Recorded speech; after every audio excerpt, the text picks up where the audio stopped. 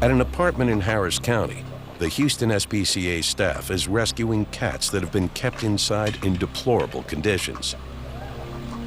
The owner of the cats has been evicted and is staying with a neighbor. She's 14. Okay. Going blind, going deaf. When was the last time she was seen by a vet? Deputy Constable Christine Kendrick is negotiating with the owner to release an elderly dog that's believed to have been living in the same apartment as the cats. The dog is in really bad shape. A lot of hair loss. It's got a severe ear infection, really thin, just a really old dog in really bad condition. She stated that it hasn't seen a vet in at least a year. Why are you taking my dog? Because of the She conditions wasn't the down animals are living in, the conditions that the animals are in themselves. The conditions that they're living in are unhealthy and unsanitary. The ammonia smell in there is not only bad for the animals, but for you too. This is your copy of the warrant. You have a hearing Tuesday, the 27th, 11 a.m. The dog is named Katie, and with some effort, the owner is finally persuaded to hand her over without a struggle. Yeah, but I don't want to dip her too much, so hang on just a second. Let me grab the top. Okay, there we go. The owner and her friend were quite agitated. I think it's just a typical hoarder situation. She's an older female, you know, and she doesn't have the means to pay her rent, so she certainly doesn't have the means to take care of 30-plus cats. She's overwhelmed. She's upset now that, you know, that we've taken all her animals. She's saying that we've taken her life away from her, you know, but in reality, this is the best thing for her and for these animals. All right, Katie. Katie will now get the urgent care she needs. Quickly. Kendrick has some sympathy for the owner, but it's the animals that are suffering the most and need help. I'm concerned for her, and I will contact Adult Protective Services, you know, but, you know, we have dying animals here. I mean, she's not taking care of them. She's not doing what needs to be done for these animals. In total, 36 cats have been rescued. All the animals will be rushed back to the Houston SPCA shelter, where a veterinary team is ready to care for them.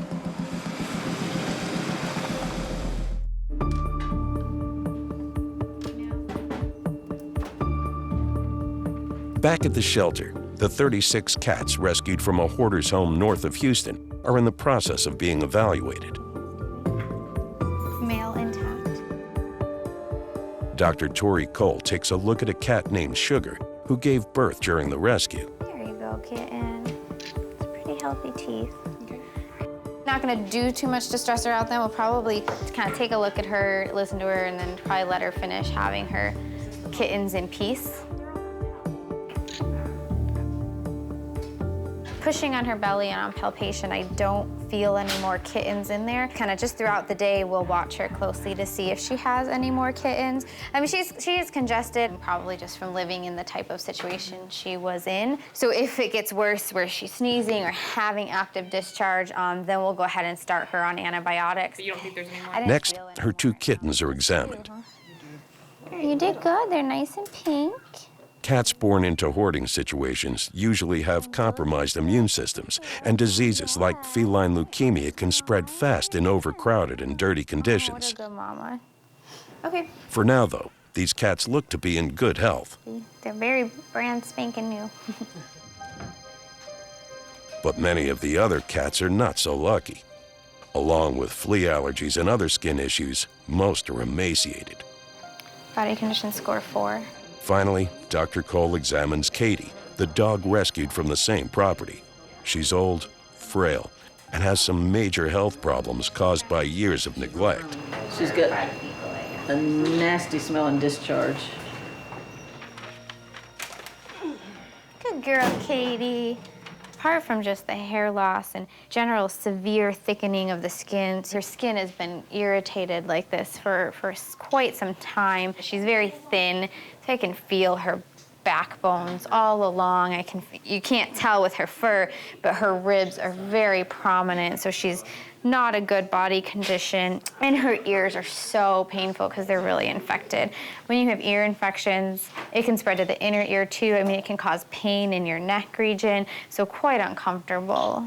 So mainly today, I just want to get her ears cleaned up, get her on some pain medications and antibiotics, try and get her feeling a bit more comfortable. Katie is muzzled so that Dr. Cole can safely work on her ears to help relieve some of her suffering. She hasn't had veterinary care for so long that many of her conditions are beyond help. The shelter staff, it's very frustrating. When there's chronic ear infections, chronic skin conditions, all of these chronic conditions that do have some irreversible changes, it puts it hard on us because, you know, we didn't do this. You know, we come in at this part of the story, we want to fix everything we can, but if we had addressed the problem when it first came up, absolutely we could have a different dog here today altogether. So sadly, the severity of her condition and how chronic it is neglect. Both the owner and the friend were quite upset that we were removing the dog specifically. And it's just amazing that you can look at that dog and think that you're doing all that you can do for that dog. It's quite obvious that that's not the case. So I think she will show up for court and try to get this dog back, even though I think the dog is probably in worse shape than any of the cats. The investigators will continue to collect photographic evidence so that when the case goes to court, they can fight for ownership of the animals and help put them on the road to recovery.